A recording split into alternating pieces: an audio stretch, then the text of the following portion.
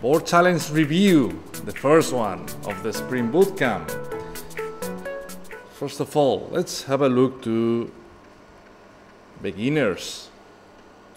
So we got a function here, welcome, that receives something, and based on that it will return something else. So can anyone tell me what type of data message is? String array. Array of strings, correct. Note the square brackets.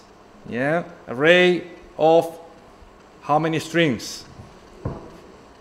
3, correct. Yeah, and then it takes the array and what type of data the welcome function returns? String, correct. Join is a very fundamental method on the array ecosystem. So join takes all the elements of the array and puts them all together. And the argument of join represents the element, the glue between the different elements. Yeah? So in other words, if we run that, you see at the bottom the result.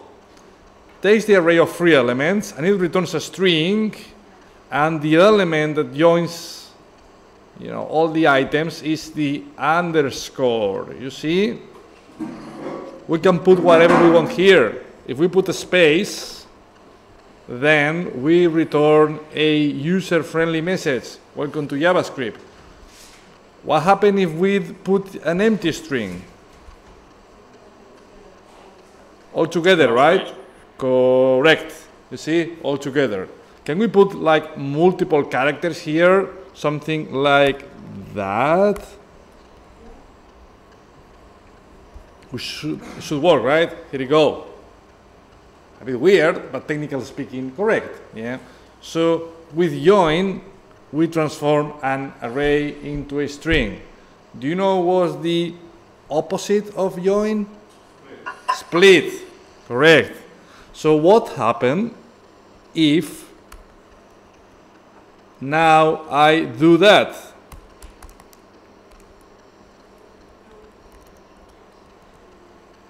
it's going to return the same array. Correct. It will revert the action. It's not. Wait, is it? No, I think it's going to return new same array. Or So that will return a new array yeah. that will be equivalent to that one. Let's have a look. Here we go. You see, with join, we got, I'm typing at the bottom, welcome underscore to underscore JavaScript. Yeah. But now, by the way, is the S capital or lower? What do you think? When you type the word JavaScript, how do you type it? It's capital, yeah. It is now. When I start coding, it was lowercase. Some people decided to change it to capital, and now the community adopted the change. Never liked it that. But anyway, it's what the community wants, right? So, again, message.join will return that string at the bottom. So then .split will create a new array, yeah? And how will it determine the elements of the array? By looking for all the underscores. Yeah, you see, 1 and 2, then it will return an array of 3 elements, which is the same as what we got before. What happens if we do that? Join underscore split every letter. That's correct. I'll show you in a second. If we pass an empty string, look, it will return an array of individual characters, individual letters. I have a quick one. Yep. So wait, character is the same as a chart. So it's not anymore string, it's just a chart. It changes the type. Or is it still considered as a string? It's a string. In JavaScript, we don't have charts. We have strings. Okay. Yeah, that's all right. Cool. What happens if, let's simplify, when we talk about, split, if we pass something that doesn't exist? what will that return? Array of what element? Yes, Bilius is right. You see, if the element we try to find doesn't exist, JavaScript will say, I don't know what you're trying to do, because a split will always return an array. It will simply return an array of everything, yeah? One element. Yeah, make sense? Cool. So, yep. Yep, underscore, yeah. If we remove the underscore. Why did you put the underscore in join? Sorry, in split. Not in join, in split. Ah, you want to put an underscore in a split. You put it this way. Yeah. But even if you don't put the underscore and you put a space, If you put a space. Interesting. you should have What will that return? Let's bring some points, guys. What do you think? What will return? It will return, one element. maybe only one. It's going to be one element. Welcome to Java. Maybe only one element. Like that? No, not There are no spaces. No, it's all together? No underscores. Underscore, correct. That's correct, yeah? That was easier than expected, so you don't get any points. Sorry about that. You see? That's correct. No, if you remove also the underscore. If you remove the underscore, like that, Space. space join, okay? Space on split. Like that. You should get always the same result. Welcome to Java without any. What do you think? Welcome to Java. Welcome to Java.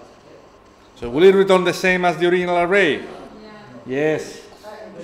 Yes, the same, yeah? With join, after the first step, that's why I like to put, I'll give you an advice here. You'll start dealing with lots of array methods and string methods. My suggestion is put each method in one line, like a state machine. That clearly helps to follow the process of manipulating the data. So after join, we'll get welcome space to space JavaScript. Ooh. Like that, yeah? Because then we say a split. Split space means look for all the spaces. We have two spaces, yeah? So then it will put the original array back. Welcome to JavaScript, yeah? So let's run that. That's correct, yeah? Same result. Anything else, guys? Ricardo? Yeah? Can I do like a tip program for everybody? So let's say if you have like this one very nicely done. Yeah? The code, like if you select, if you want to know what exactly part of the code does, just use control slash on that particular, like a join line. Yeah? You can just press control slash. Control slash. Yeah. I should comment it out. Ah, okay, well, so you want to comment the line. So you comment, so like, Ah, yeah. if you're not sure like what each bit of the code does, comment it out. So you do this one does that one, this one. Yeah, that's okay, how fair enough, yeah. Yeah. You can do also breakpoint, no? So you can see. You can also add breakpoints, yeah. Yeah, different strategy, right? Remember how to add breakpoints. Console log after that, so you can. Try to avoid console logs as much as possible. Yeah, because quick, yeah. This way. Yeah. So you don't need to do get game. you see, so you add a breakpoint. This is a bit controversial because in reality we have got one instruction here. So even though I can get the original message, no problem at all. How do you get the value after doing the join? You see, it's a bit complicated. That's the drawback. That's the caveat of this mechanism of chaining multiple instructions. So if we smell that there is a problem here, we can always change the approach. Instead of chaining different methods, which is my favorite approach, in some cases, you can do something like that. Create a variable, join message equals message.join, yeah? And then you can return join message, yeah? You create a variable first, and then it's like, why we do that? Because now if I have a breakpoint line number 4, I can see the result of joining the message. Look, you see? It's a different strategy. Inline altogether or creating variables. Up to you. Each approach has pros and cons, to be honest. In the long term, because you'll master obviously array and data handling, you probably won't need to do that. You'll just put everything in one sentence. Dot join, dot split, dot map, dot for each, dot reduce. You'll see on the expert training before the end of the bootcamp how sexy the code becomes in that respect. But to achieve that level of excellence, maybe it's better as a first step to do that. Yeah? Any question regarding beginners? No? Back to the original code, we got, I'm just undoing, I think we got something like that. Was there any typo or any elegance issue here? Semicolon where? Which line number? 3, correct. Semicolon here, yeah? Anything else? No, that's it, yeah? That was beginner, the first board challenge. On the next 18.5 minutes, let's focus on intermediates. I hope that's still readable for everybody. This is, I believe, pretty much what we got on the whiteboard. One of the advantages of, creating a snippet in the tools is to quickly spot typos. You can immediately see here that something is not quite right. You see an error, line 14. Yeah, something is not correct. If we evaluate that, unexpected end of input. Don't really know what that means. It's not very healthy. By the way, I look a bit bright, right, on the screen. Look like I'm podcasting from heaven. So let me change that quickly. Yeah, slightly better. Cool. So yeah, something is not right. What's wrong, guys, on the intermediate training? Typos, first of all, to at least play with the snippet.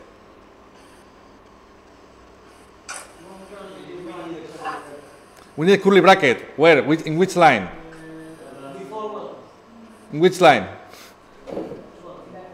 11, 12. Yes, correct. Here. Yeah? That's the first thing. Still complaining, guys. Why is it still complaining? 13. What's wrong in 13? Yeah. Yeah, agree. But semicolons, remember, that are optional in modern JavaScript. So even though I completely recommend you to put semicolons, it's not reason strong enough to get this error line number 13. I think No, it's not about semicolons. should be after the brackets. Join should be... No, that's correct. Let's run the snippet. Maybe we get a surprise. Function is not closed. Function is not closed. Yeah. Why is not closed? Because you don't have a closing. It does have. We added it. Line number 11. Oh, wait. Yeah. It's weird, right? You need a closing bracket there, I think. Which bracket? Where you are. Where I am. But, but that bracket 1, is... 2, 3. Okay. Closing brackets 1, 2, 3. Yeah? Okay. Your welcome is not terminated. Up to the join, there's a parenthesis, and we don't need to. We don't need which parentheses? The below that one. That one? No, yes, we need that one because it's a map. Yeah, It's not obvious, right? It's not obvious. Let's run the snippet to see if we get the Friday surprise. Oh, as soon as I run it, it works. Yeah. Google Chrome is already thinking about the weekend. Yeah. This is one of the concerns I have about Chrome. Sometimes, let me rephrase that. Chrome is very good spotting problems, but it's not that good realizing you fixed the problem. You see the idea? So if there is an issue, like we had an issue, right? Then we fix it. But still complaining, just give it a go, run it. Because when you run it, DevTools refreshes all the, static analysis of your component. This is horrible. Basically, it didn't save. Correct, it didn't save. Yeah, kind of. It didn't save, yeah. Cool, so anyway, now at least, it works, right? So now, talking back about semicolons, which ones, guys? Line numbers. So, line number 8. Line number 8, correct. Return statement, yeah. And Number 7. number 7, wrong. No. 13, Pelin is right. Line number 13, yeah. Anything else?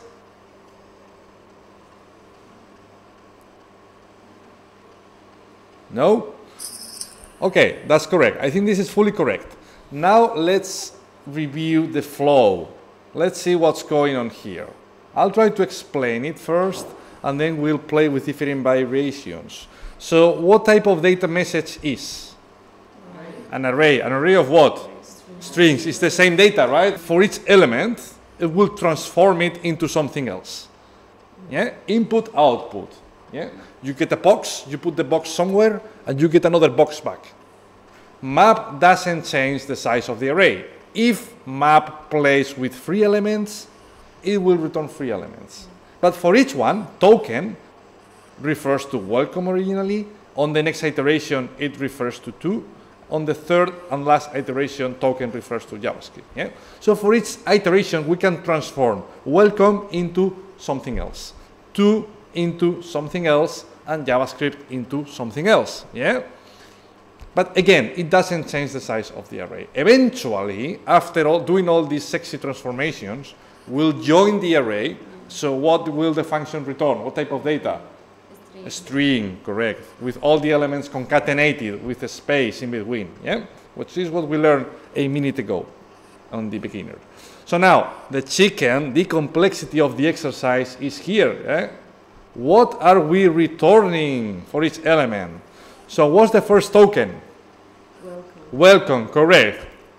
Then let's read that 2 lines. Yeah? We are narrowing the problem. So token is welcome. What's token of 0? W, correct.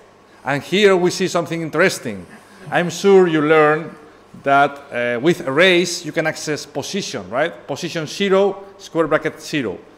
Position 1, square bracket 1. But this token is not an array, it's a string, yeah? So it also works. Token 0 gives you the first character of the array of the string, yeah? W, capital W, yeah? And then, what token slice 1 does? E to the n, correct, correct. It's like a slice of cake, yeah?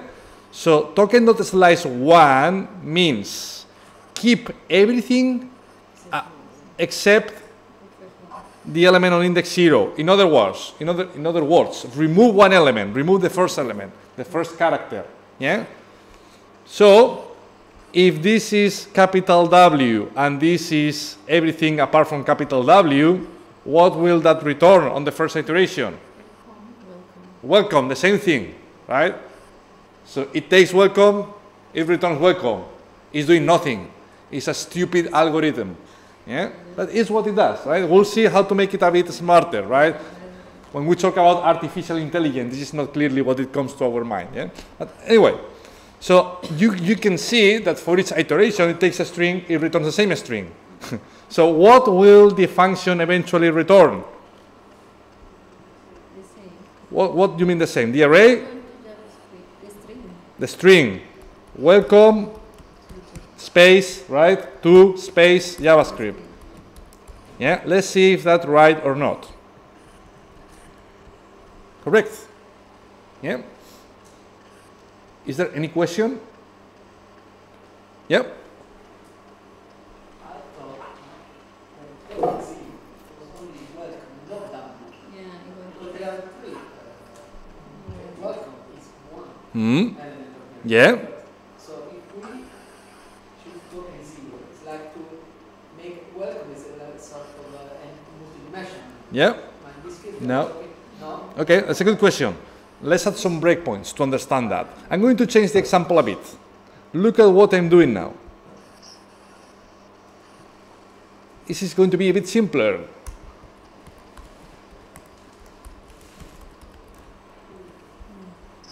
Does anyone know what this function will return? Welcome to JavaScript. It's a bit aggressive, right, with capitals, like you are shouting like, welcome to JavaScript, right? But it's correct. Yeah? Why? Because for each token, it will take it, whatever it is, and it will return the same thing transformed to capitals, to big letters. Let's add some breakpoints. And I'm going to start doing now, by the first time, something some people love, some people hate, but I believe it's important. So from now on until the end of the camp, you will see that I will be adding lots of breakpoints, and I will ask you to tell me the execution order. So let's have a test. Bookit, can you tell me the execution order? Numbers, yeah? For example, 3, then 4, then 7, then 9, then 3 again, yeah? So where our, breakpoint system is stopping at and how many times? What do you think? So if I understand the question properly, it will first get the function call. So which I just want numbers. 9, comma, then what? And then it will run the inside with 4. 4, and then what? And 3. And then 3. So this is what Bookit is suggesting. Who else wants to? I didn't say if this is right or wrong. It's just your opinion. Yeah, Nico. I agree with the first 9. 9. Then 4. 4. And 6. Then 6. We don't have any breakpoint in number 6. How come it's going to stop it? Only on the. Only on the break. Only on the green numbers. Yeah. Sorry, then I agree with that. Okay. So then Bookit and Nico. Yeah. Who else? Sule. I think it does first 3, then it goes 9. 3, 9, and then 4. Yes. Right. Gagwa. I think it also starts at 3, then 9, and 4. So Sule and Gagwa. You see, we got for now 2 blocks, yeah? But we also got Wendy. The same that Nico and Bookit. Yeah? And then we also got Vivian.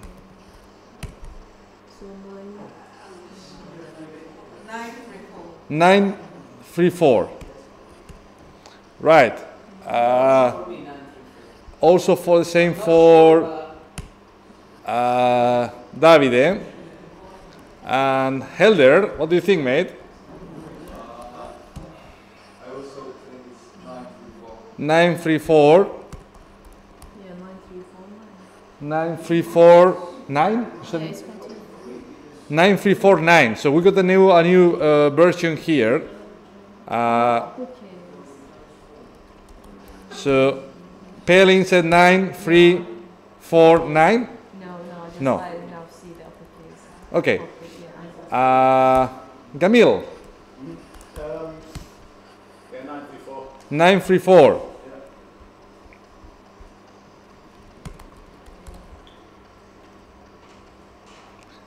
If any of these lines run multiple times, you should mention that, right? Like 9, 9, yeah? Flooring. 9, 3, 4 as well. Right, you cannot change your opinion, eh? This is one thing we'll be training. You should think before giving an answer. Right, anyone else wants to participate? I know some of you haven't said anything. Walter, what you said? I say 9, 4, 3. 9, 4, 3, which is what Bookit, Nico, and Wendy said. Okay. Yeah. Anyone else wants to participate? 9, 3, 4. You already did that, right? Oh, sorry. Just want to double check. No, but 9, 3, 4. And I also say 9, 3, 4. Okay, Luigi. Luigi, let's see what Luigi thinks. 9, 3, 4 and 4 running multiple times. 9, 3, 4. How many times number 4 runs? 3 times. Something like that?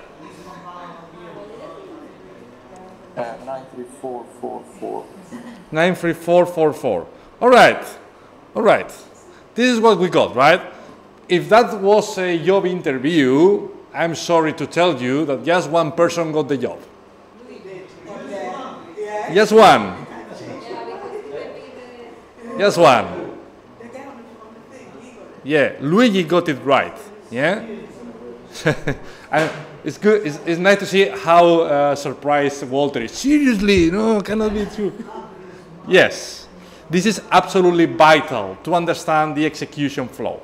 Yeah? That's why we'll be asking these sort of questions all the time, literally.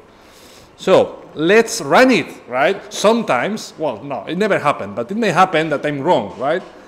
With my theory. So if I'm wrong and you are right, for instance, if Bucket, Nico, Wendy, and Walter are right and I'm wrong, they will get the points instead. Yeah, of course.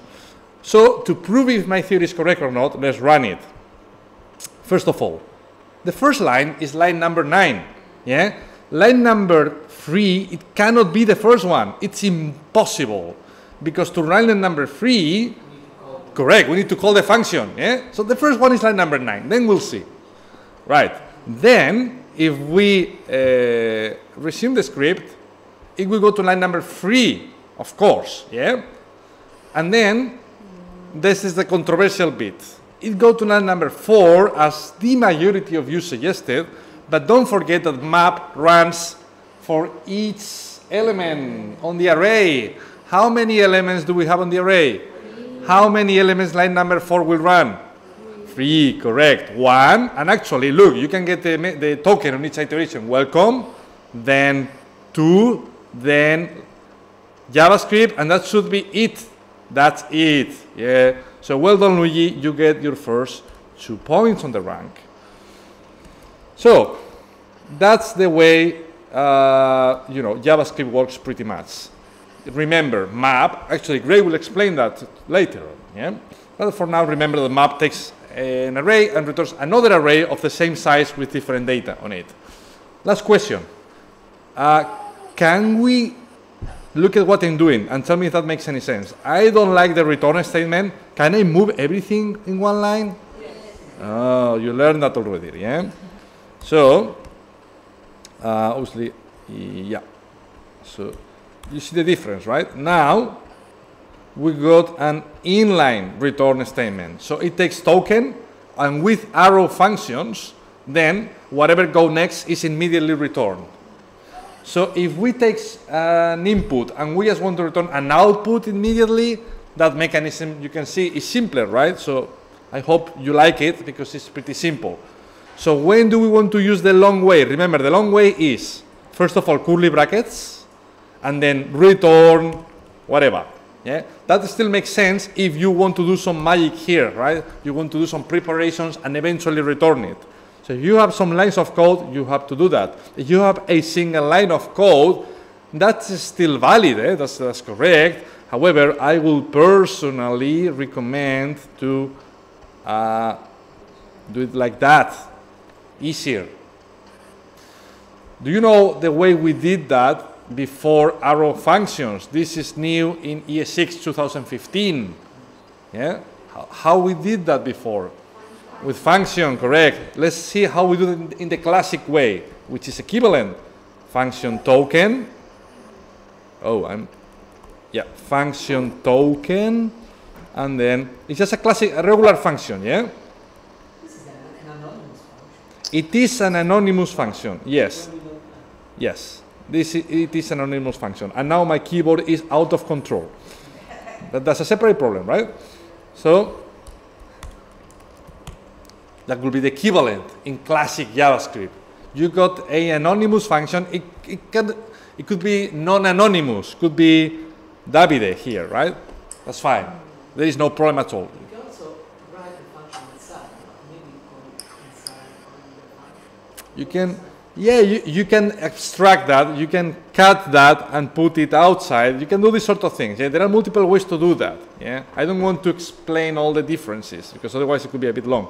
But anyway, yeah, these are the three most common, under my point of view, is first of all classic functions. Then we move to arrow functions. The syntax is a bit shorter. Yeah, and finally the inline ones.